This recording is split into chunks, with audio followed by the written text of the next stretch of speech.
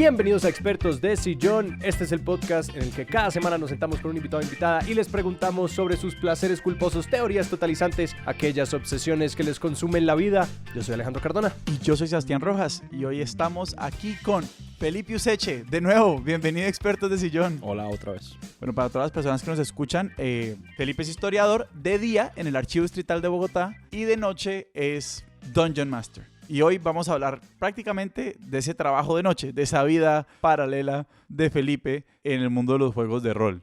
Y yo quiero empezar por una pregunta, porque creo que para muchas personas que no estamos como inmersas en el mundo de los juegos de rol, como el único juego de rol que existe es Calabozos y Dragones. Mejor dicho, ¿qué son los juegos de rol en general? Porque creo que la gran referencia que todos tenemos es Calabozos y Dragones y pues estoy seguro que eso no agota todas las posibilidades de los juegos de rol. Hay muchas formas de responder esa pregunta y yo creo que en los 15 años que he jugado estas vainas la he respondido de muchas formas distintas. Pero yo creo que para comenzar y después si quieren nos metemos ahí en el hueco en el hueco, pues. Yo diría que es un juego de mesa, ¿verdad? Que tiene como objetivo construir colectivamente una historia con las personas que están en la mesa. Básicamente creo que eso es la definición. Y usualmente uno se sienta alrededor de una mesa a construir esas historias o esos cuentos usando dados o cartas o algún elemento de aleatorias de...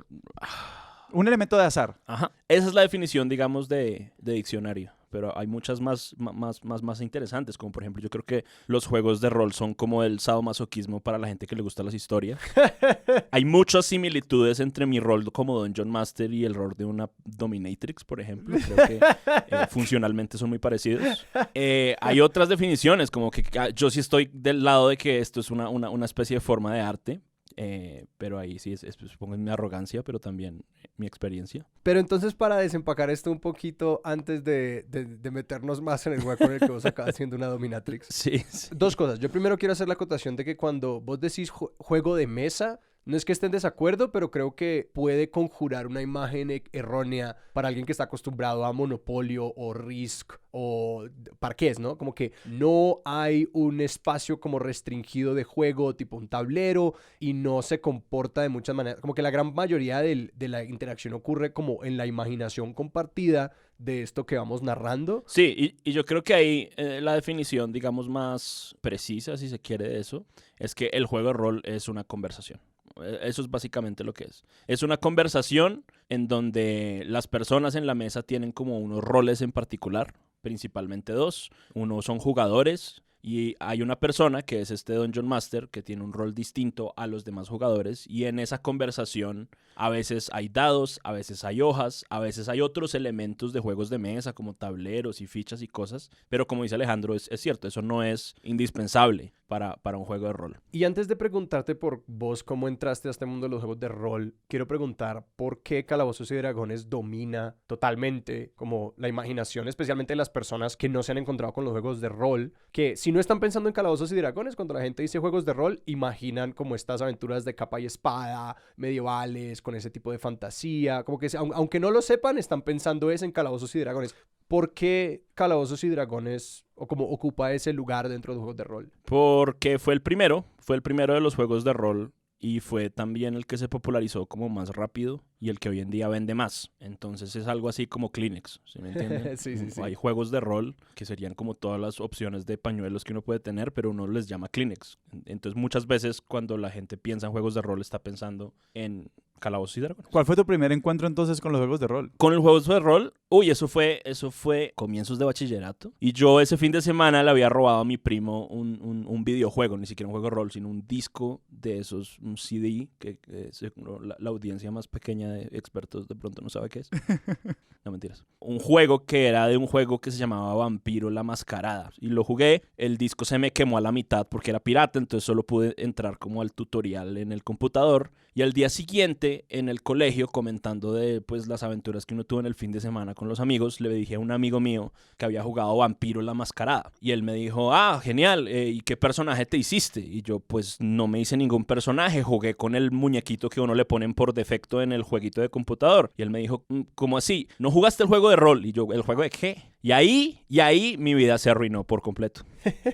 Pero entonces espérate, o sea, Vampiro la Mascarada era un juego de rol que también tenía un videojuego o dentro del videojuego había un juego de No, rol. era un videojuego basado en el juego de rol y ese fue el primer juego de rol que yo jugué. Curiosamente, yo comencé jugando Vampiro la Mascarada, Ah, que es un juego de rol sobre ser vampiros en un mundo urbano contemporáneo medio noventero. Hicieron un juego de rol basado en las novelas de Anne Rice que se llamó Vampiro la Mascarada, en el que uno interpreta a un vampiro y pues cuando uno tiene como 15, 16 años y escucha metal y se cree darks, pues uno quiere ser un vampiro. Entonces, ese fue el juego con el que yo comencé a meterme en el mundo de los juegos de rol y solo fue como 2 años después, ya cuando conocí a otros amigos, que comencé a jugar Calabozos y Dragones. pero entonces fue ese amigo el que te dijo, o sea, el que te hizo la pregunta, ¿quién te invitó a una de estos como juegos de mesa, juegos de rol? Pues porque uno de los problemas inherentes del juego de rol es que se necesita un grupo de personas bastante, como de un tamaño mediano al menos, y bastante comprometido para tener como una campaña convencional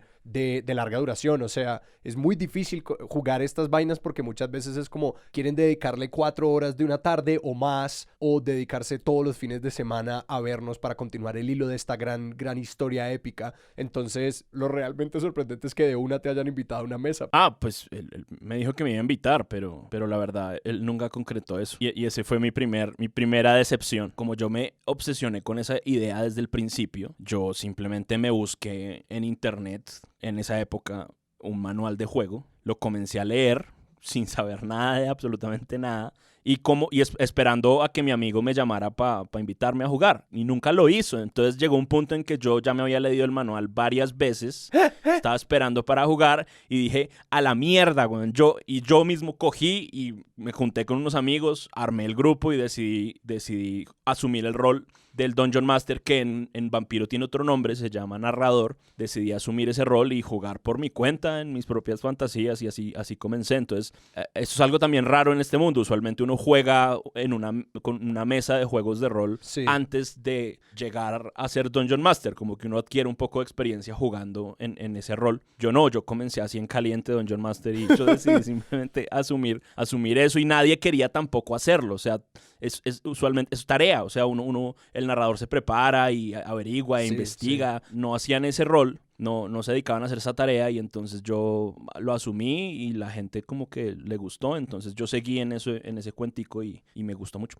Vos y yo compartimos esto de ser bichos raros a quienes les gusta más ser maestros del juego, pero antes de eso, no sé, quiero poderles dar a las personas que realmente nunca han tenido un acercamiento una mejor impresión de cómo funciona. Es decir, si vos fueras a invitar a una persona que nunca ha jugado antes un juego de rol, ¿con qué se encontrarían estas personas una vez lleguen a tu mesa? Uno se sienta a la mesa y usualmente tiene un papelito que es un papelito con como parece un formulario. ¿sí? Muy burocrático esto del rol. Parece una declaración de renta un poco. Exacto, y usualmente la primera vez uno se sienta con la ayuda del contador, del Dungeon Master, a llenar ese formulario, ¿verdad? Y al comienzo uno no entiende nada. Hay que aguantarse un poco esa parte si el Master quiere crear personajes. Si el Master fue astuto, que creo que los Masters deberían hacer, va a haber personajes pregenerados, formularios ya hechos y te dicen, toma, Sebastián, tú eres Lancelot, un caballero que hace tal cosa y te explica un poco como qué personaje eres, ¿verdad?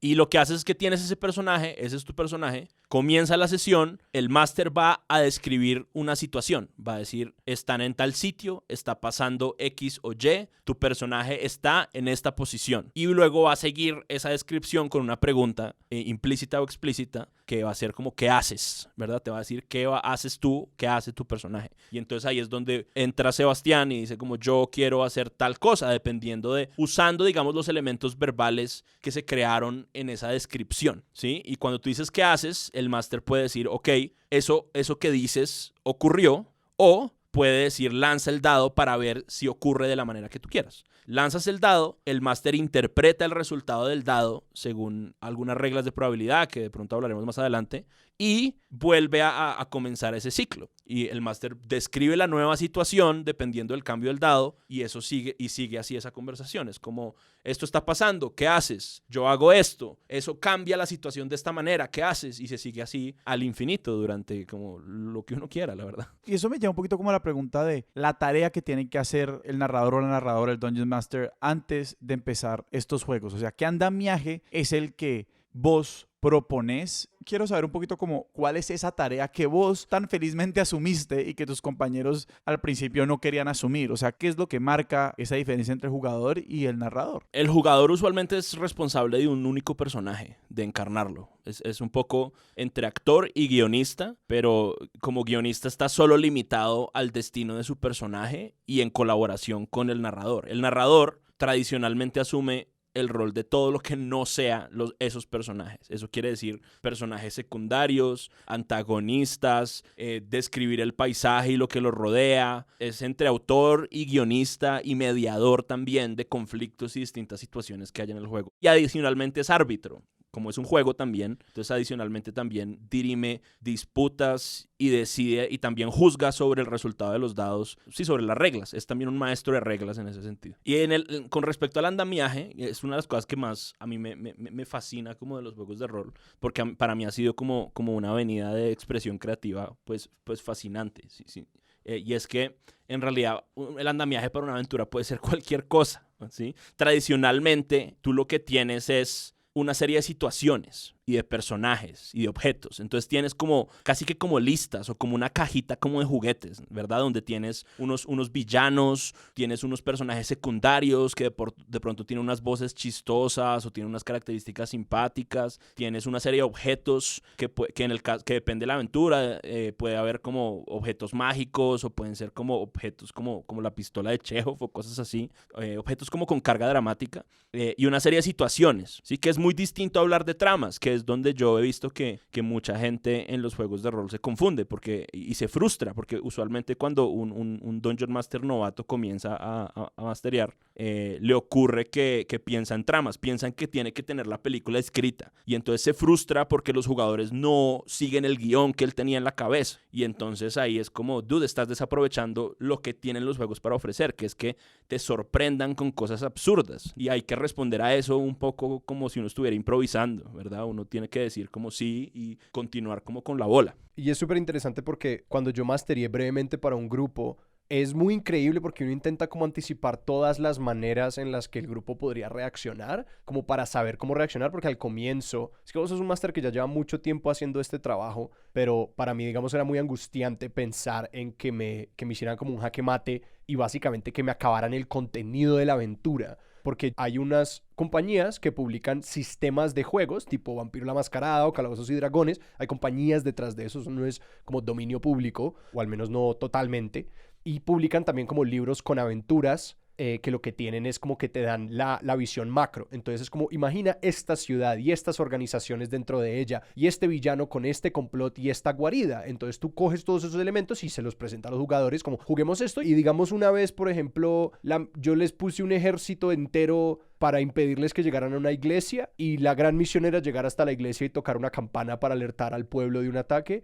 Y una jugadora usó una poción de volar y yo no tenía nada que hacer con eso. Es correcto. Y ella voló hasta el campanario, tocó la campana y fue como, listo, y solucionaron el problema de esa manera. Entonces que uno a veces, especialmente al comienzo, digamos, yo creía que yo tenía como este problema súper emocionante y había creado todas estas situaciones que se iban a desenvolver allí, y sencillamente solucionan el problema de una manera lateral que les quita 0 recursos y uno queda como, ok, esa es la historia. A veces hay un monstruito diminuto que les da tanto problema que casi mata a todo el grupo y se suponía que iba a ser solamente una distracción menor. Entonces, y todas esas cosas van pasando y se vuelven muy emocionantes. El asunto ahí es que no existe la cuchara, Alejandro. Ese es todo el punto. Mejor dicho, yo he leído y he pensado y he reflexionado sobre todo eso durante como más de una década, y he llegado a la conclusión que en realidad la clave para masterear es el deseo.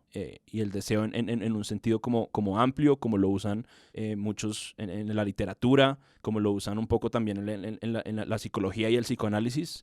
Y es que cuando uno se sienta en una mesa a contar historias, en realidad lo que está intentando hacer es como gestionar el deseo colectivo de las personas que están ahí, ¿sí? Un deseo específicamente dirigido hacia una historia, ¿sí? Hacia un ejercicio narrativo. Entonces uno como jugador encarna un personaje y y ese personaje uno lo llena de cosas, uno lo llena sobre todo de deseos, uno quiere de alguna manera, como cuando uno era chiquito, ser como Superman o ser Batman o ser uno de los Power Rangers o convertirse en Goku, y digamos que los juegos de rol lo primero que hacen es, en especial cuando uno es chiquito, es ponerlo a uno en una situación en la que uno puede ejercer esa agencia como uno de esos personajes de ficción que uno adoraba como representar en juegos de niños en los parques, ¿no? Como cuando uno corría por ahí y decía, tú eres el Ranger rojo, yo soy el verde, y uno hacía eso. Eso es esencialmente como el juego de rol en su estado más puro, solo que los niños a veces se ponen como en conflictos y esto es una versión mucho más estructurada de gestionar como ese deseo de vivir una fantasía de poder en principio, que es parte de lo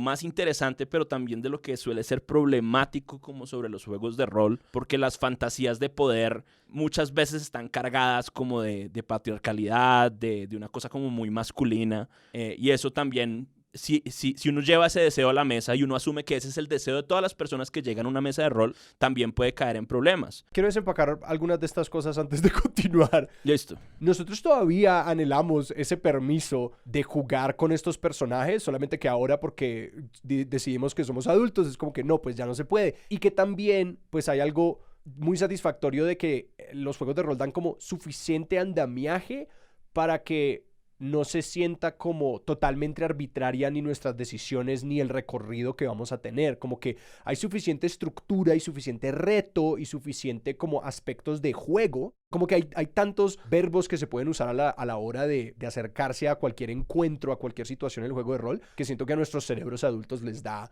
como ese pequeño dosis de estructura que necesitamos, que no es como un juego libre total como el que hacíamos cuando éramos pequeños. Es que incluso creo que ese es el gancho. Ajá. Ese es justamente el gancho para nosotros adultos. Sí disfrutamos mucho como de usar la cabeza para cosas. Entonces cuando nos proponen como juegos de pensar o pensar en ideas o resolución de problemas, como que nuestro adulto es como, ok, esto lo entiendo, esto yo puedo entrar, está bien, vamos a hacer como resolución de problemas en un mundo medieval con elfos, whatever, me importan un pepino los elfos. Pero hay resolución de problemas, hay dados, hay matemática, no sé, hay cosas con las que mi adulto puede como negociar. Pero a medida que va avanzando el juego de rol, y es un poco también no la trampa, sino como el contrato que uno comienza a hacer como Dungeon Master con los jugadores, lo que uno quiere sacar es al niño interior, que lo único que quiere es lo que decíamos antes, ¿no?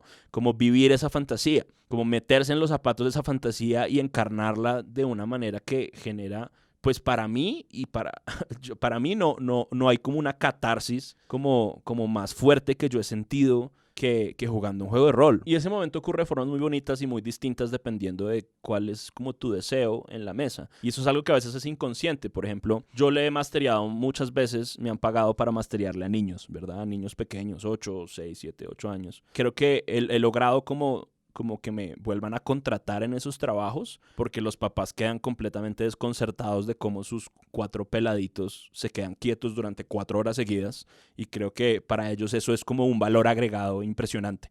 Entonces, en una de esas ocasiones que yo estaba mastereando para un grupo de niños, había 3 niños chiquitos, full como yo quiero ser Goku, yo quiero ser Legolas, yo quiero ser Ben 10, yo qué sé, lo que vean los niños hoy en día.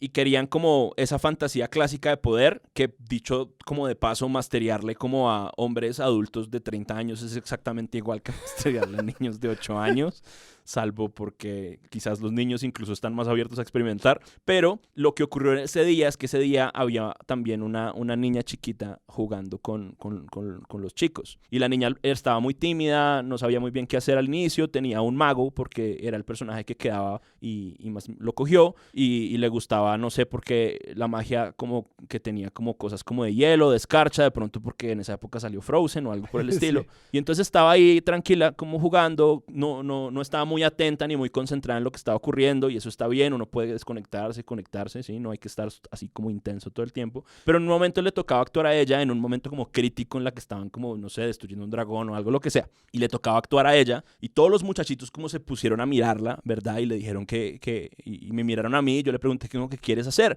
Y ella un poco como atropellándose las palabras dijo como, yo quiero lanzar y congelar al dragón. Una cosa así me dijo. Y yo, bueno, lanza el dado. Y entonces lanzó el dado, y a la la hora de lanzar el dado, sacó como el máximo resultado del dado, que suele ser como el mejor resultado posible que puedas tener. Y en ese momento los 3 niños que había alrededor saltaron de la emoción. Uno incluso se subió a la mesa y empezó como a saltar encima de la mesa, tumbando las cosas. Otro salió corriendo alrededor de la mesa y estaban gritando de la emoción, como vitoreando a esta muchachita por lo que acababa de hacer. Ajá. Y en ese momento yo vi el rostro de esta chiquita, se le abrieron los ojos y vi que estaba sintiendo algo que nunca había sentido, como una emoción Sí. y como un heroísmo y un poder, digamos, Sí. que se notaba que nunca lo había sentido. Y me miró y sonrió, y en ese momento supe como que ella iba a jugar rol el resto de su vida, porque yo he tenido esa mirada, yo sé lo que se siente. Entonces es muy bonito ver como esos momentos y esas cosas ocurrir, y a medida que crecen, digamos, que uno crece como con este hobby y esta afición, uno cada vez explora como deseos en esa narrativa, y quizás más complejos, o no sé si llamarlos así, porque no quiero poner como una jerarquía en ese sentido, pero uno puede sí explorar cosas como muy distintas. Entonces, por ejemplo, recientemente en una campaña de juego de rol que creo que es la mejor que yo he hecho en toda mi vida, digamos, tuvimos como un duelo por un personaje de ficción muy fuerte. Un personaje de ficción murió en el juego y las personas que estaban en la mesa se pusieron tristes. Y volviendo de pronto al tema del sadomasoquismo, yo estoy ahí para como abusar emocionalmente de los personajes de manera consensuada. Eso es claro, consensuado, eso es la clave. Sí, sí, sí. Porque lo que quieren ellos es catarsis narrativa, que como si escuchan el episodio de Expertos de Sillón con Fernando Mejía, pues sabrán que tiene que ver no solo con la acción dramática, ¿no? Con la tragedia. Ajá. Hacer eso y lograr hacer eso y simplemente sentarse durante 6 horas como un adulto, a hablar de un mundo de ficción y a sentir cosas con la intensidad de un niño de mundos de ficción, a mí me parece que es, para mí, invaluable, y a mí me da vida como Ajá. hacer eso y pensar en eso. Yo tenía una pregunta, Pops, volviendo un poquito a esta idea de las fantasías de poder. Sí. Porque vos, digamos, en toda la historia uno ya es claro y yo intuyo pues como que ha habido igual un crecimiento tuyo muy grande, no solamente como narrador o como Dungeon Master, pues sino también en vos que estás buscando de ese ejercicio y que rol cumple, suena un poquito redundante, los juegos de rol en tu vida. Y quería preguntar por vos, ¿cómo te diste cuenta que lo que hacía funcionar las aventuras o las campañas era la agencia de los otros y que ahí estaba la magia y no en tu capacidad, por decirlo así, de manejar muchos temas, de visualizar todos los escenarios? Porque yo intuyo, y aquí estoy de pronto yo proyectando lo que yo creería, lo que yo creo que hubiese sido como mi gancho al principio para volverme un Dungeon Master, era una fantasía de poder de control. O sea, yo soy el titiritero detrás de esta gran cosa. Pero ¿cómo ha sido el proceso de darse cuenta que lo que importa son los otros? Yo sí creo que hay mucho de eso, y Sebastián ahí con el ojo clínico detectó perfectamente como mis aspiraciones megalomaníacas. Yo sí creo que hay mucho como que me gusta de como tener ese control, ¿verdad? De ser como el guionista de esta historia. De tener como la arrogancia también de decirle a mis amigos, parce, regálenme 6 horas de su tiempo todas las semanas y los voy a llevar por un viaje increíble. Que yo siento que es como una arrogancia de cualquier persona que, digamos, hace algún tipo de trabajo creativo, ¿no? Ajá. Que quiere como que crear algo y que ese crear algo genere como algún tipo de respuesta en su interlocutor, ¿verdad? Y en este caso son mis amigos cercanos y uno recibe esa retroalimentación de una, entonces es aún más como satisfactorio porque es ahí en vivo. Entonces, sí hay mucho de eso, pero con respecto a lo que tú dices como de ese viraje, digamos que el viraje ahí existe es porque el juego o sea, el juego no existe si no hay jugadores. Y los jugadores no están ahí para escucharlo a uno como pontificar sobre cosas. Entonces, de alguna manera, el Dungeon Master sí tiene como este complejo de Dios, pero es un Dios bastante mediocre porque es un Dios en el que apenas los jugadores dicen, ya no quiero jugar más. Pierde todos y absolutamente todos sus poderes. Me llama mucho la atención eso que decías de gestionar el deseo, porque ¿cómo ha sido tu experiencia empezando a interpretar y a intuir como los diferentes matices del deseo de muchas personas diferentes? Yo creo que es entender que lo que sale de la cabeza de uno puede ser como fascinante y uno puede ser una persona muy creativa y muy imaginativa, pero en realidad el momento en el que eso como que cobra vida y en el que eso de verdad se vuelve no solo como unas fantasías, unos delirios individuales, es cuando uno deja que el deseo de uno se toque por otra persona, ¿sí? Y en ese encuentro se pueden transformar las fantasías de uno en cosas aún más placenteras, siguiendo la metáfora, ¿verdad? De lo que uno se las había imaginado en un principio. Y eso ha sido muy bello de ver porque también he descubierto como cosas como narrador, ya como pensando como una persona que le gustan las historias, en las que al parecer me va bien y no sabía que era algo bueno y algo que deseaba narrar justamente porque no había jugado con personas en la mesa que habían manifestado ese deseo. Entonces al inicio tú tienes, sobre todo en la adolescencia, un montón de jóvenes y chicos con sus fantasías de poder medio heroicas, ¿no? De espadas y cosas así. Pero cuando llegan como otras personas a la mesa, y ahorita, por ejemplo, estoy jugando con una mesa de puras, que casi todas son mujeres adultas, ¿verdad? Pues cambian mucho también las prioridades del juego, el tipo de escenas que quieren ver, el tipo de resolución de conflicto que quieren instalar, el foco que se le da como a ciertas partes del juego, digamos que intervienen ahí esos deseos que no provienen de los mismos lugares en los que yo crecí. Y si uno deja como que esos deseos dirijan un poco el camino a donde uno los va y uno le va metiendo como cosas del deseo propio, se crean unos constructos como muy bellos narrativamente, como se crean, pues sí, experiencias que a uno lo marcan y que yo con las personas con las que he jugado rol siento como un vínculo y una hermandad como muy extraña, ¿sí? O sea, siento que de verdad vivimos cosas juntos al punto que cuando uno se reúne con esas personas, uno muchas veces cuenta anécdotas que ocurrieron en este mundo de ficción como si uno las hubiera vivido. Uno no las cuenta como, no, es que en la película pasó tal y tal. Uno cuenta como, ¿se acuerdan cuando hicimos tal y tal cosa? Y el rey nos dijo que, ¡ay, qué tiempos aquellos! Entonces, creo que ese es el punto. Como si uno se deja contaminar de ese deseo, el deseo de uno sale como potenciado. Y ahí se crea como un círculo virtuoso de creación colectiva, pensaría yo. Yo te quiero preguntar por cómo se viven las distintas tensiones que surgen en la mesa, proveniendo desde ambos lados, porque de hecho algo que me encanta hacer es como leer las historias de terror, como que yo tengo un patos ajeno por entrar a estos grupos, por ejemplo en Reddit o en distintos lugares donde se registran pues las historias de absoluto terror de las personas que han tenido malas experiencias en Calabozos y Dragones, ¿no? Como que porque de la misma manera que uno puede tener estas experiencias absolutamente catárticas y hermosas, pues uno en malas manos, en un mal Dungeon Master o con un jugador problema, se la puede pasar muy mal. Digamos que yo creo que la mayoría de historias de terror que ocurren en los juegos de rol son el resultado de comprometer como ese acuerdo básico del juego de rol, que es poner en entredicho la agencia de los jugadores con sus propios personajes. Por ejemplo, ese es como el tema, como el límite también de la agencia. A veces hay un personaje que es como famoso en los círculos como un personaje como chistoso y que no encaja en los juegos de rol, que le llaman como el edgelord. Entonces es como hombre con un pasado trágico que es un lobo solitario y que no trabaja bien con otras personas. Sí. Pero el juego de rol es como cooperativo.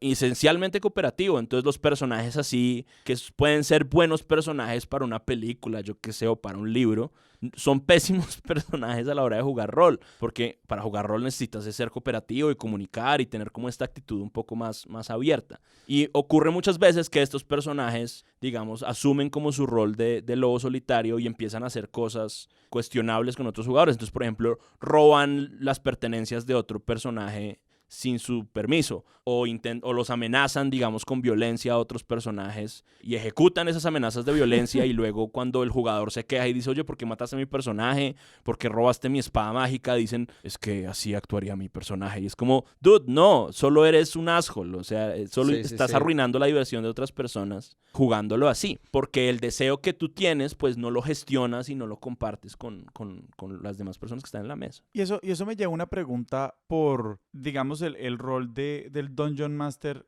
y ya como la responsabilidad como afectiva o emocional frente a las personas que están jugando, porque pues yo me imagino que uno también en la posición de narrador o de narradora termina siendo como entrenador, acompañante, terapeuta, porque me imagino que es natural que al menos un jugador novato, yo me imagino a mí mismo como implicándome un resto emocional y psicológicamente en mi personaje y que se borre ese límite casi que de una forma absoluta. Entonces, como me imagino metiéndome en problemas o también como obstaculizando el desarrollo de la aventura por taras como digamos personales o psicológicas, pues que no tienen nada que ver con el juego ni el personaje que escogí. Entonces te quería preguntar un poquito por vos cómo has navegado ese mundo y vos ya como qué relación tal vez más personal terminas desarrollando con las personas que juegan con vos. Yo juego por lo general con mis amigos y todas las personas con las que yo he jugado se han vuelto como amigos muy cercanos a mí. Esa afirmación es muy circular.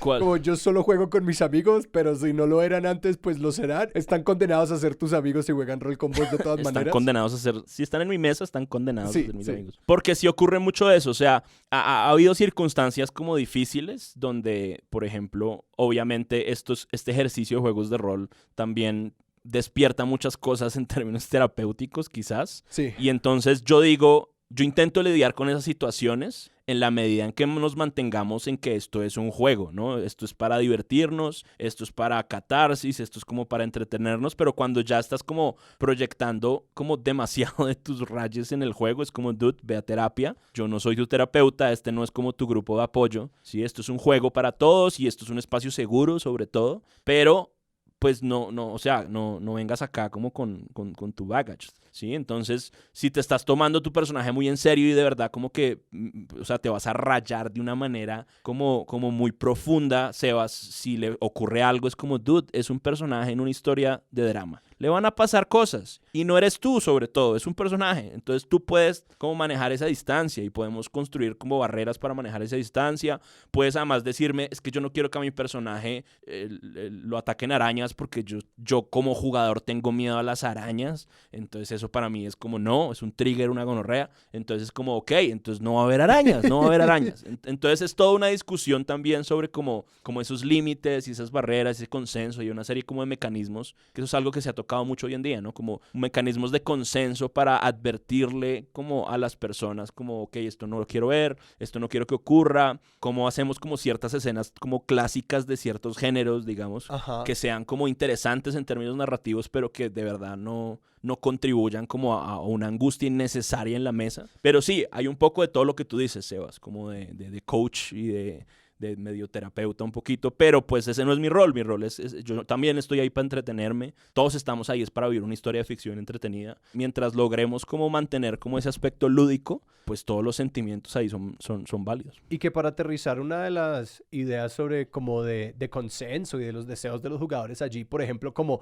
el mundo, por ejemplo, el de Calabozos y Dragones es uno que tiene muchas razas diferentes, y entonces eso producido una conversación súper interesante de qué deberían significar las razas y qué significa el racismo en el mundo de Calabozos y Dragones cuando, por ejemplo, es un hombre lagartija el sujeto de racismo. Entonces, o sea, esa conversación es amplísima y recomiendo un podcast en inglés, tristemente, que se llama Three Black Halflings, que habla, o sea, todo el enfoque de ese podcast es como la construcción y la vivencia de la diversidad dentro de Calabozos y Dragones, pero que, por ejemplo, una conversación que uno puede tener con los jugadores antes de empezar una campaña es como, pues mira, canónicamente la gente lagartija en este mundo han sido unos parias porque tienen un conflicto así y así con el mundo, entonces uno puede diseñar una aventura donde sencillamente las características físicas de los personajes no tienen absolutamente ningún peso sobre su relación con el mundo, o por el contrario, uno puede tener como una aventura catártica que involucra como el deseo de vindicar como una raza que no existe en nuestro mundo, pero de la que como que combatir con el racismo dentro del mundo de Calabozos y Dragones puede producir como un resultado muy catártico y muy satisfactorio para los jugadores, por ejemplo. Ese es un problema que solo tiene Calabozos y Dragones en temas de juegos de rol. Porque Calabozos y Dragones es un juego de fantasía medieval que está basado en sus historias, en sus personajes, en sus lugares, en sus tropos. Los libros de fantasía como El Señor de los Anillos, como Conan el Bárbaro, como los libros de Fritz Leiber, Lovecraft también. Y entonces, en ese sentido, pues a su vez, esos libros también están fundados en el folclore europeo, por lo general, ¿no? En el folclore como europeo, que transmite muchas pues discriminaciones y racializaciones. Yo lidio con eso de forma como a título personal, pensando en que si existe algún tipo de discriminación, mejor dicho, no tanto discriminación, sino el problema es más con, ¿cómo se llama eso? El innatismo, como que unas razas tienen unas características inferiores como por defecto, que incluso a veces se traduce en los juegos de rol que tienen números y sistemas de reglas en que literalmente hay razas que son inferiores a otras razas en términos numéricos dentro del juego, lo cual es como muy complicado, ¿sí? como está mal. Entonces, ha habido distintas soluciones. Yo creo que una solución para, si uno quiere usar razas de fantasía y, digamos, hacerle un homenaje al Señor de los Anillos y cosas así, lo que toca pensar es que no debería existir razas que innatamente son malas. Ajá. O que innatamente tienen como ciertas características que los hacen inferiores, sino que eso sea una pregunta dentro del juego. ¿A qué me refiero? A que si los orcos son malos, no sean malos porque son orcos, sino que sean malos porque, yo no sé, hay una maldición que sometió a este grupo de personas en este mundo a que son esclavos mentales de, no sé, el Señor Oscuro o lo que sea, ¿sí? Y eso, pues, no resuelve el problema, pero le añade una complejidad que evita que uno, simplemente por hacerle homenaje a unos temas y a unos tropos y a unos personajes, Esté reproduciendo otras estructuras. Exacto. Entonces es como voltear un poco la estructura, hacerle preguntas y en esas preguntas evitar que las cosas sean por defecto malas o negativas. Y eso me lleva, por otro lado, a la pregunta por los dados, ¿no? Porque hemos hablado hasta ahora mucho sobre lo que trae cada persona como desde su agencia y desde su deseo y de la interpretación que el Dungeon Master puede hacer sobre eso y el planteamiento que decide hacer a la hora de montar un juego de rol. Pero quisiera hablar, yo solamente conozco los dados por fotos y por lo que he visto pues en la casa de Alejandro, en la casa pues tuya y de Sara, como estos objetos absolutamente preciosos, pero quiero hablar más sobre ese rol del azar en los juegos. ¿Qué es lo que introducen? Casi todos los dados de Dungeons and Dragons son los sólidos perfectos de Platón, que luego Kepler usó para configurar su cosmología del universo. Por lo tanto, son figuras geométricas con un poder es astronómico, lo dice Kepler, no lo digo yo. Son unos objetos maravillosos. Excepto el dado de 10, que sí es un adefesio contemporáneo. Es un trompo horroroso. Es correcto. Pero ¿qué vamos a hacer? La modernidad también trae ese tipo de adefesios. Yo creo que la mejor versión de los dados en juegos de rol no aparece en Dungeons and Dragons, sino aparece en un sistema que se llama Powered by the Apocalypse. Originalmente es un juego que se llama Apocalypse World, que es como una distopía a lo Mad Max. Después se convierte en Dungeon World, que es un juego de fantasía medieval como Dungeons, pero que no es Dungeons y que tiene una versión de los dados que me parece a mí fascinante, que es que tú lanzas 2 dados de 6. Que el dado de 6 es el dado que conocemos de todos los juegos de mesa que no son. Ah, sí, yo le digo dado de 6, eso es raro. Lanzas un dado común y corriente que tiene 6 Ajá. caras. Y lanzas 2 de esos y los sumas. Eso te da un número entre el 2 y el 12. Y entonces lo que tú haces es que cada vez que los personajes vayan a hacer algo arriesgado, peligroso, o cuyo desenlace no está como muy claro qué debería ser, tú lanzas esos 2 dados. Y al lanzarlos, puedes sacar como 3 tipos de resultados. Si sacas del 2 al 6, es un fallo. No logras lo que querías. Si sacas del 10 al 12, logras exactamente lo que querías. Pero si sacas entre el 6 y el 9, logras lo que querías, pero ocurre alguna complicación o lo logras parcialmente. O alguna cosa se complica en la trama para que no logres completamente, sino que es como un éxito parcial de lo que querías.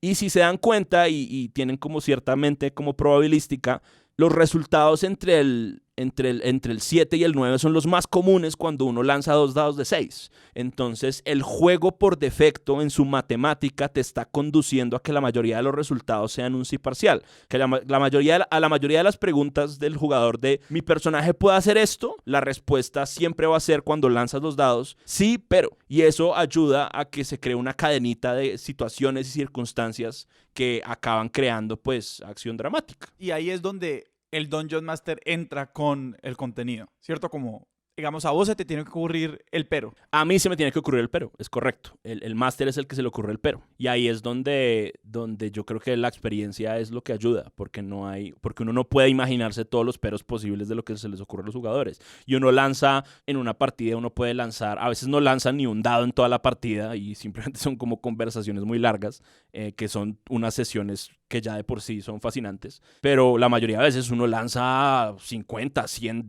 a veces más dados en una sola sesión, entonces pues es difícil como tener planeado todo. Y yo creo que esa es como la filosofía que yo tengo a la hora de planificar las sesiones, y es que hay que dejarlo todo en la cancha, muchachos. O sea, la clave ahí es prepararse para lidiar con todas las circunstancias que uno pueda encontrar allí, sin planificar para las circunstancias en específico. Y es un balance raro y es difícil y la verdad no hay un método como universal para eso, sino que cada máster encuentra como, dependiendo también incluso del grupo y de los intereses del grupo, como que le funciona a cada uno, al punto que incluso hay sesiones a las que yo voy sin preparar. Y te quiero preguntar por el ejercicio del Dungeon Master en tanto a como la creación de mundos, que una vez en una conversación con vos, pues algo bastante sorprendente y era que algo así como, según sondeos de Wizards of the Coast, que es la compañía que hace Calabozos y Dragones, algo así como 1/3 de las personas que compran los libros, o sea, los libros fuente, que es como cómo hacer un personaje, cómo jugar el juego, las campañas que puedes hacer, 1/3 de esas personas que compran esos materiales no han jugado Calabozos y Dragones o no juegan activamente Calabozos y Dragones, ¿correcto? Sí, 1/3 de esas personas son mi yo de 15 años. Nunca encontró un grupo para jugar. Y que yo empecé así mismo, es decir, a mí me costó enormemente encontrar un grupo de personas con el que jugar por mucho tiempo y que eso es fascinante, como que hay una gran cantidad de personas que sencillamente les gusta imaginar estos personajes, imaginar lo que sería como si tuvieran una mesa con la que jugar. Y también por el otro lado el de los de Dungeon Masters que crean mundos y que gran parte del ejercicio, o sea, hay una buena parte del placer de gestionar pues de dirigir estos juegos que ocurre pues muy lejos de la mesa, ¿no? No sé, háblanos de ese ejercicio, como de cómo es ahora para vos cuando te sentás a crear mundos enteros, porque sé que lo has hecho para campañas. Yo sé que vos también creaste una versión de Calabozos y Dragones que es D&D Pops, que es sencillamente la versión de Felipe de las reglas porque no me gustan las que existen. Es correcto, yo hice eso. Es un documento de 90 páginas y que se los Es paso. absolutamente psicótico. No. O sea, eso lo llaman world building, parte de eso, de eso, ¿verdad? O theory crafting, como diseñar teorías y construir mundos. Y yo creo que en el tema de construir mundos, digamos que es una afición que no se limita a jugar rol, ¿no? Digamos, ahí sobre todo como el rol además es un producto muy gringo, muy anglosajón.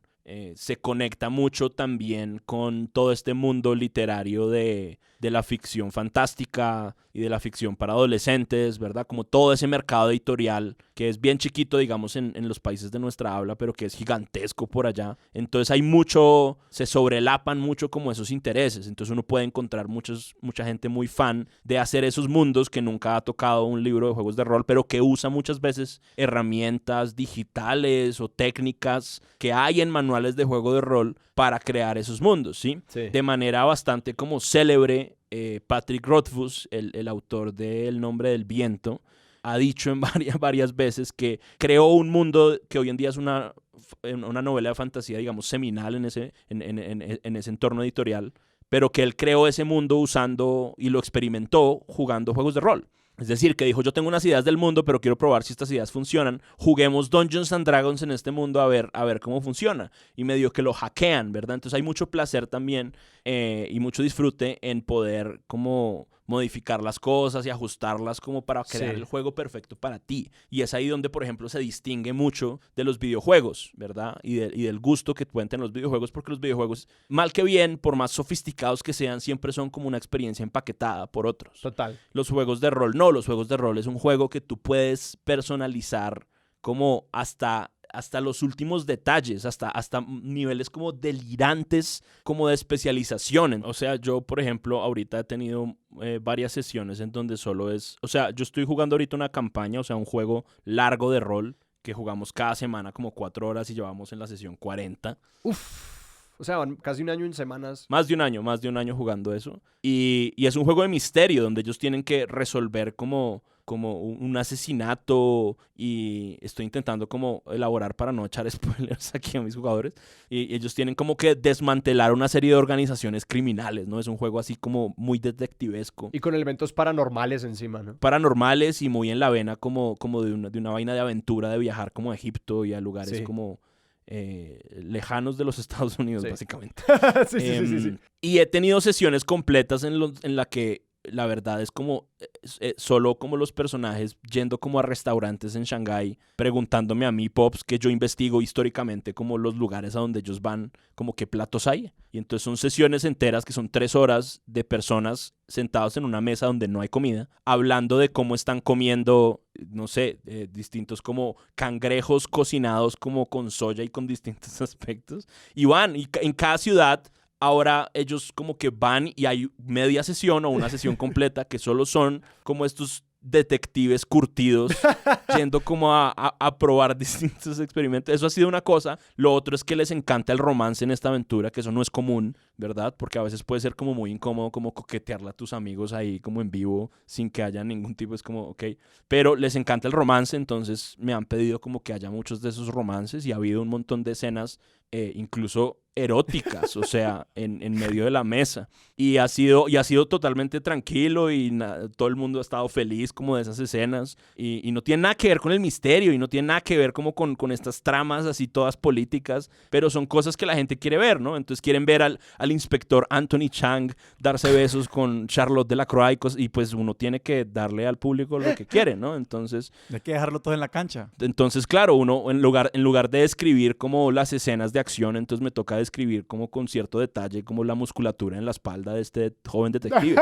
Y está bien, o sea, eso es parte de este ejercicio creativo y es parte de gestionar ese deseo. Y la verdad, yo lo he encontrado sumamente satisfactorio. Y eso me lleva a una pregunta. ¿Vos has jugado también como con mesas de solo gringos? Porque también me imagino que has jugado como online y vainas así. Sí. Si seguimos hablando de que esto es gestionar el deseo, me parece interesante pensar en cómo para un colombiano o una colombiana jugando Calabozos y Dragones o estos juegos de rol, Sí. en un sentido, como puede ser muy poco satisfactorio encontrarse como con ciertos mundos y situaciones que digamos, por ejemplo, puede que un jugador gringo con ciertas sensibilidades muy gringas, por usar una generalización muy burda, Sí. le pueden resultar satisfactorias, pero pues para uno en otro universo emocional o cultural, pues le pueden parecer tremendamente aburridas o no les puede encontrar ningún sentido. Hay dos caras de esa moneda, ¿no? Porque hay gente que también creció, sobre todo pues generaciones como la mía o quizás un poco antes, pero también las posteriores, que crecieron inmersas, digamos, en el absolutismo gringo en términos de los productos culturales que se consumen. Como en la hegemonía cultural gringa. Esa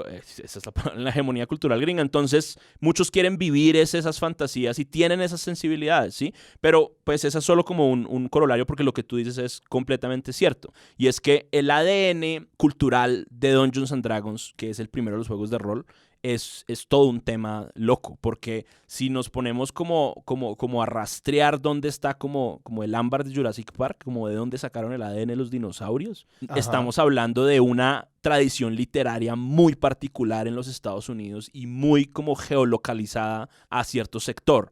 Y estamos diciendo que incluso los mismos creadores de Dungeons and Dragons, que son Gary Gygax y Dave Arneson, por ejemplo, no les gustaba El Señor de los Anillos, que es para mi generación, sobre todo, que creció con las películas, una coordenada fundamental para entender estos juegos y uno de esas claves de interpretación para presentarle el juego a una persona de mi edad, sí, de mi país, ¿sí? Es como fundamental, es como tuviste El Señor de los Anillos y me dicen, sí, yo lo vi. ¿Te gustó? Sí. Entonces te va a gustar Calabozos y Dragones. Eso es lo que uno dice, por ejemplo, ¿sí? Entonces, los mismos creadores de Dungeons and Dragons no les gustaba El Señor de los Anillos, no les gustaba Tolkien, sino que les gustaba una porquería de verdad como mucho más específica. El ver la verdadera inspiración es, por ejemplo, una cosa como Conan el Bárbaro, ajá, que es Robert E. Howard, que es este amigo de Lovecraft, ¿verdad? Que escribió como estas fantasías de gente como Arnold Schwarzenegger como cortando con espadas, otras personas como Arnold Schwarzenegger, ¿verdad? Y robando tesoros por ahí, ¿sí? Y toda esa literatura como de fantasía pulp, de puros autores entre los 30s y 50s, con la aparición de unas pocas mujeres por ahí metidas, de casi ningún británico, salvo Terry Pratchett quizás. Ese es como el ADN de la literatura de Dungeons and Dragons. Es como lo que los gringos del área como de Minnesota, del lago Geneva, de Missouri, como de esa zona de los Estados Unidos, se imaginaron que era Europa medieval. Y en realidad lo que les salió es es Calabozos y Dragones, que es un juego sobre cowboys con espadas. Sí. Ese ADN cultural sí influencia completamente como los juegos de rol. Y sí se crea, tanto por eso como por la barrera del lenguaje, una tara a la hora como de comunicar eso en español y de hablar y de masterear en español, como que si hay como una cosa ahí rara en el que uno tiene como, uno asume una voz que no es la voz de uno, sí, ¿verdad? Sino pone voz como de traducción y dice, oh, mi rey, y pone cosas así y es un poco ridículo, es duro, ¿verdad? Es difícil. A mí me ha costado mucho, o sea, yo tuve la oportunidad de jugar Calabozos y Dragones en inglés y en español con grupos como nativos en ambos idiomas y particularmente, y es algo que me estoy dando cuenta en esta conversación, es que Calabozos y Dragones específicamente me cuesta trabajo en español, mientras que otros juegos de rol en español los siento mucho más fluidos porque yo sí siento ese trabajo de traducción Ajá. y de como una imposición cultural cuando... sí, porque ese entramado cultural como que pertenece allá y se entiende, pero por ejemplo a mí me producía mucha incomodidad. Por ejemplo, mastereando en español Calabozos y Dragones hay muchas cosas que toca como explicarlas y traducirlas y que eso le disminuye mucho a la fluidez del juego. No, y que las aventuras luego suenan como, no sé, como Arturo Pérez Reverte, o sea, suenan como algún libro de esos en castellano españolete, o sea, uno Sí. se siente de verdad como muy arcaico Sí, en ciertos aspectos. pues que yo lo pondría en contraste con un género como el que estás jugando ahora con esta otra mesa, que a mí me parece como que está mucho menos tocado por esa imaginación, como que no es tan omnipresente esa imaginación, por ejemplo, americana, ¿no? Del mundo medieval. Y me refiero a eso, como de la novela de detective y este contexto internacional y la policíaca, como que no obliga tanto a ir a esos tropos, a esos lugares, como que no se siente tanto esa presencia, entonces que por lo menos para mí fue mucho más fácil acercarme a ese mundo como en una mesa jugando en castellano. Mi política, como para acercarme a los juegos de rol en ese sentido, es la antropofagia, que es... Originalmente, los antropófagos eran una vanguardia principalmente brasilera, porque tuvo representantes en Latinoamérica a lo largo como del siglo XX, de poetas y artistas que frente al problema del sujeto colonial, que es de lo que estamos hablando en últimas, ¿sí? Dijeron, coman mierda, esa cultura es mía, me la trago y la escupo como se me da la hijueputa gana. Sí. Frente al problema de ser como una persona criada en las formas europeas, porque aquí estoy ya yo también hablando como pues de mis privilegios y de que a mí me criaron, yo estuve en un colegio europeo, de que yo leía esas Ajá. referencias, de que yo sabía que era el medioevo, de que esas cosas sí eran sensibilidades que a mí me decían algo.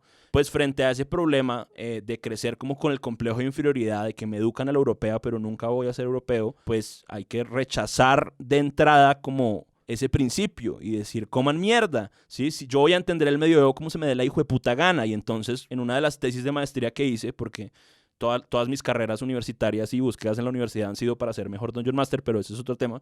Una de las tesis que yo hice fue como un delirio vikingo, pero que ocurría en manglares, porque me vale culo y yo quiero, no sé, que Ragnar pelee como en manglares contra serpientes que no existen, ¿sí? Y es como simplemente mandar a la mierda eso. Y saber también que Calabozos y Dragones y que ese contexto medieval no es el único mundo donde uno puede jugar y que es sumamente como flexible y personalizable lo que uno puede hacer en ese mundo con simplemente sistemas de probabilidad, porque si uno le quita como todos esos elementos culturales, al final lo que queda igual sirve, es como un andamiaje ahí de matemáticas, como lo que dijimos de los 2 dados de 6. Eso no tiene una carga cultural y tú puedes ahí insertar en general lo que uno quiera y sobre todo hoy en día que esa discusión incluso en el mundo gringo es una discusión que están teniendo todo tipo como de creadores negros, de distintas etnias, de distintas orientaciones de género, pues están justamente hackeando todos esos juegos de rol y quitándoles un poco, porque los aman igual, pero quitándoles un poco como todas esas cargas que tienen históricamente de ser pues un juego inventado por unos señores blancos cuarentones que vivían como en sus sótanos y comían pizza en Minnesota. Entonces, sí, o sea, hay que quitarle esas cosas y tragárselo. Eso no es un límite para el disfrute y jugar otros juegos. Yo voy a echar unos acá como para que también haya como referencias. Entonces, por ejemplo, yo juego uno que se llama La Llamada de Cthulhu, que es básicamente ser un investigador de Cthulhu, y si quieren saber más sobre ese tema y qué quiere decir eso, pues escuchen el episodio de Expertos de Sillón sobre Lovecraft. Hay un juego que se llama Blades in the Dark, que es mágico, que se trata de ser como una pandilla en como un Londres victoriano, y entonces uno es una pandilla y las pandillas obviamente tienen estos nombres como los Lamblacks o los Cuervos, pero perfectamente uno puede tener pandillas que se llamen los Rastrojos y los Trilladores y meterle ahí como también como un color de uno, porque pues ese es tu mundo, en últimas no es el mundo del que creó ese juego, es el mundo que tú estás jugando con tus amigos y le puedes dar esa visión. Hay incluso muchos juegos de rol muy bacanos que están haciendo hoy en día, que son como estas enciclopedias de historia de África, que son personas, pues son americanos igual, creando de ascendencia negra, creando como fantasías medievales en donde nunca hubo colonialismo en África. Y entonces crean juegos de rol imaginando como ese mundo donde no hubo colonialismo en África, ¿sí? Y crean mundos también fascinantes. Y si ninguno de estos mundos satisface, es tan sencillo como tomar lo más cercano que uno pueda encontrar y sencillamente cambiar los detalles de como dónde ocurre y tal, y mantener como el sistema que está debajo. Como que uno... Es muy fácil, pues al comienzo puede parecer abrumador, pero en realidad uno simplemente puede decidir cómo cambiar las palabras y decir como, ok, estos es Dungeons and Dragons, pero vamos a jugar en Asia como en el siglo X. Entonces, donde sea que lean espadas, en realidad no son espadas, sino pistolas láser, porque va a ser Asia en el siglo con las pistolas láser. Entonces, en realidad, simplemente cambiando los detalles o los nombres de ciertas cosas, uno ya puede vivir los mundos que quiere vivir. ¿Sí? Y esa ha sido mi experiencia y mi lucha también con mi propio como expresión creativa y como les dije, como con mi propia condición de sujeto colonial. Hemos hablado mucho como de los juegos de rol como un ejercicio narrativo y como un canal para digamos, una empresa de creación artística propia, ¿no? Para dar vuelo a la propia creatividad. Sí.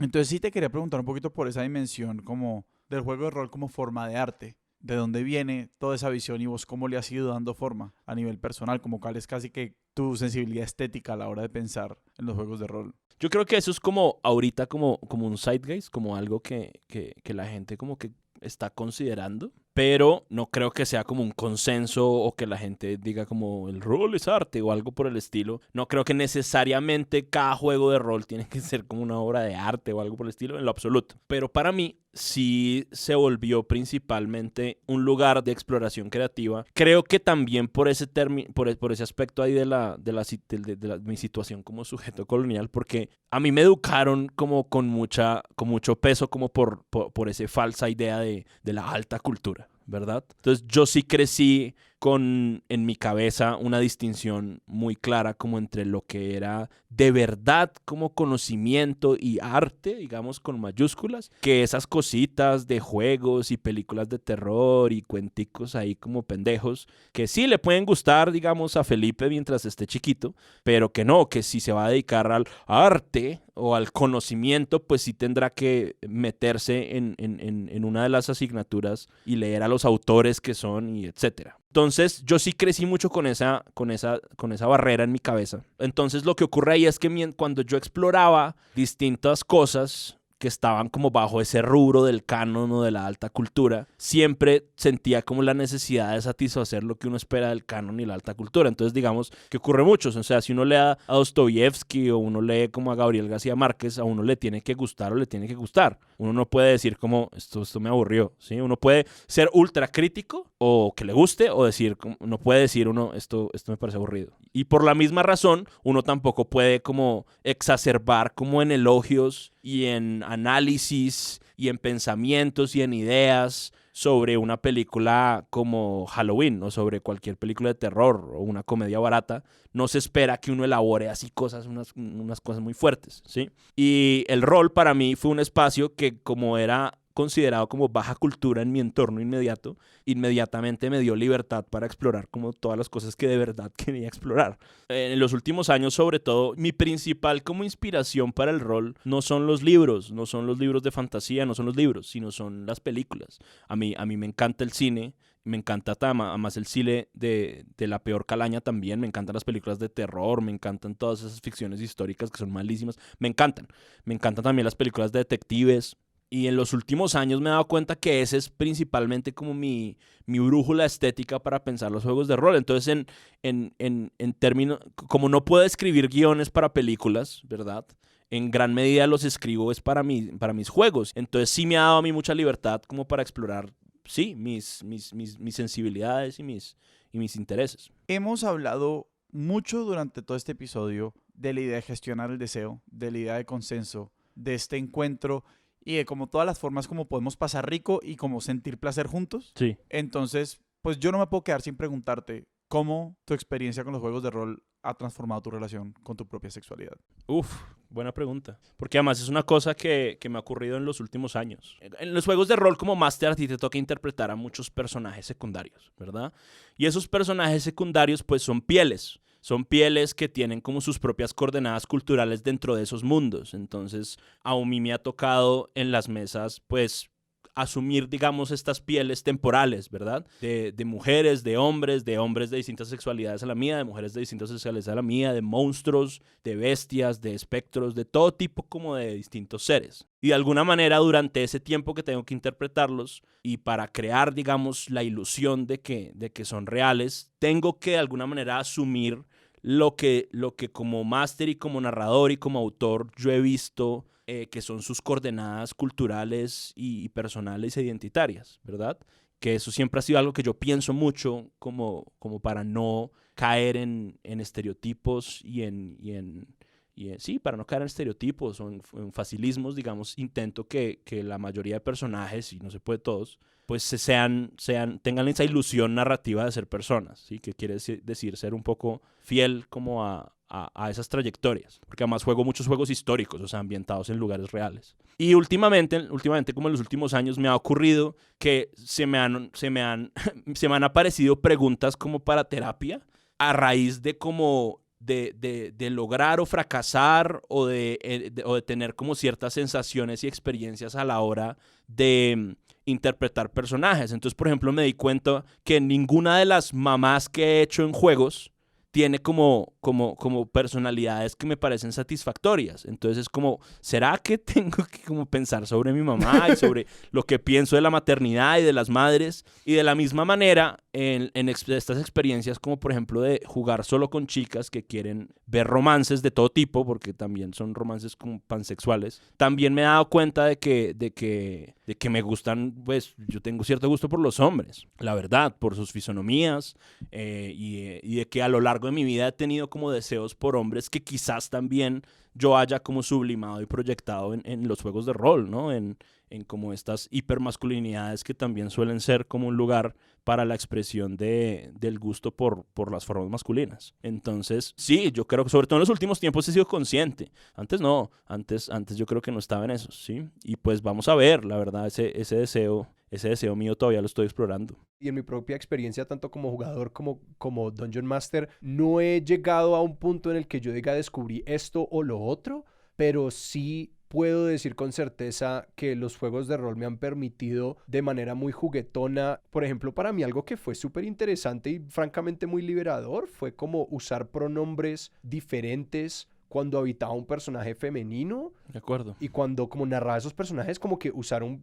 sí, como pronombres de ella para un personaje que yo estaba narrando, como que cuando lo empecé a hacer, como que, se sintió como esta cosa que era como, wow, o sea, yo nunca había hecho esto, nunca me había pensado de esta manera, qué significa esto y qué como posibilidades de comportamiento esto abre dentro de mí que por taras mentales no me había permitido antes y que de nuevo, yo no tengo ninguna respuesta y los juegos como que no he hecho esa exploración lo suficiente para yo poder decir me dio esto, me dio lo otro, solamente que al hacerlo fue como, ok, esto está súper interesante porque de nuevo, internamente uno siente ese calor que son al mismo tiempo nervios y emoción. Claro, o sea, desde una perspectiva sí hay unas coordenadas como culturales y unos linajes de estos juegos que son muy blancos, muy masculinos y muy occidentales, ¿verdad? Pero desde otra perspectiva, que es por donde iba tu pregunta, en realidad es un juego donde constantemente uno está pues diversificando sus propias expresiones identitarias, no solo de género. Y en ese sentido es un juego que yo podría arriesgarme a llamar, creo yo, como bastante queer. O sea, te estás jugando con las expresiones identitarias todo el tiempo, ¿sí?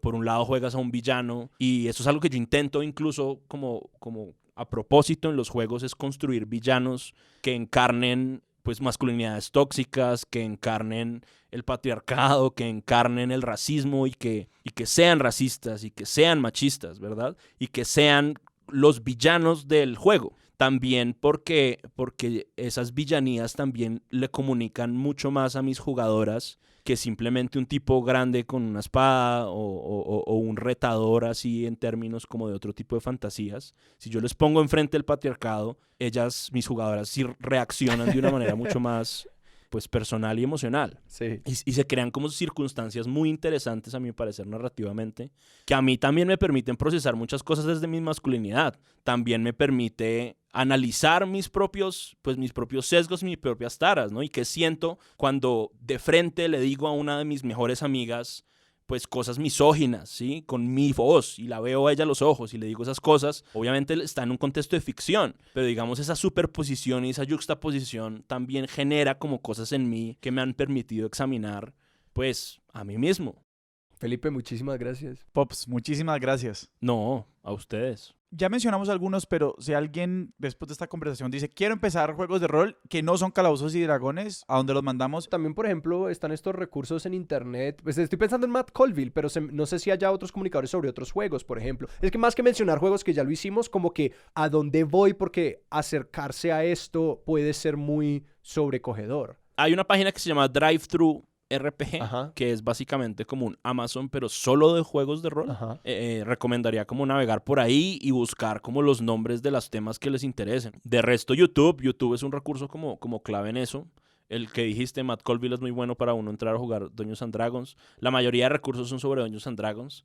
Yo pensaría que quizás es mejor explorar otros juegos, entonces voy a botar aquí más como para que la gente tenga. Entonces está la llamada de Cthulhu, que es bacano. Está Delta Green, que es como jugar a hacer archivos X, ¿verdad? Está Dread, que es un juego de terror, pero que no se juega con dados, sino con una torre de Jenga. Entonces a medida que las cosas se vuelven más terroríficas, uno tiene que sacar más cositas de Jenga. Está un juego que se llama Fate, como Destino en inglés, que es un juego que es agnóstico, es decir, que no tiene un sistema o un contenido como de un escenario específico, sino que es para cualquier tipo de escenario y cualquier tipo de aventura que quieran. Entonces, si quieren un juego de rol como que les sirva para todo, ese es, y hay muchas baratas. Hay un juego que se llama Mothership, que es como basado en Alien, la película, entonces ese es sobre eso. El que les dije, Vampiro la Mascarada, es toda una serie de juegos que se llaman Mundo de Tinieblas, en donde uno puede ser un vampiro, o un hombre lobo, o un hada, o un demonio, y cualquier otra fantasía adolescente gótica que tuvieron existe ahí. Hay un juego que se llama Fiasco, que es muy bueno y lo recomiendo para la gente que de pronto no le puede gustar los juegos de rol, que es un juego de rol que se juega sin máster, sino que tiene unas reglas para crear como películas tipo de los hermanos Coen, como esta de Fargo.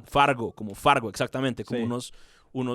unos desastres espectaculares. Sí. Hay un juego que se llama Kingdom, que es un juego de rol en el que uno no juega con personajes, sino que intenta crear como un reino. Entonces uno asume como una especie de rol de una divinidad en este reino y crea como los destinos de generaciones y generaciones. Hay juegos de rol basados en todas las franquicias que quieran. Entonces hay uno de Game of Thrones, hay uno de Señor de los Anillos, hay uno de The Witcher, ¿verdad? Entonces, si quieren jugar en el mundo de Harry Potter, estoy seguro que existe el juego. Solo tienen que buscar como Harry Potter RPG o Harry Potter juego de rol. Entonces, digamos, hay material. Pops, y si la gente te quiere seguir a vos y a tus proyectos, ¿a dónde los podemos apuntar? Mi Twitter, que es Felibustero, y la O es un 0, o a mi página de rol que se llama juegarrol.com. Pops, de nuevo, muchísimas gracias.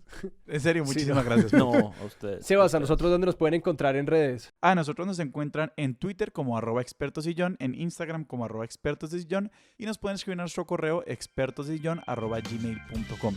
Si quieren, también pueden hacer parte de nuestra comunidad de oyentes en Discord. Y para eso, pues tienen que apoyarnos en Patreon. Eso es una forma de ayudar a que este proyecto siga funcionando y lo pueden hacer en patreon.com/expertosdesillón. Nuestra música es de Juan Esteban Arango, nuestro logo es de Sebastián Márquez y Expertos de Sillón es un proyecto de Sillón Studios producido por Sara Trejos con el apoyo de Paula Villán. Yo soy Alejandro Cardona. Yo soy Sebastián Rojas, esto fue Expertos de Sillón. Hasta la próxima.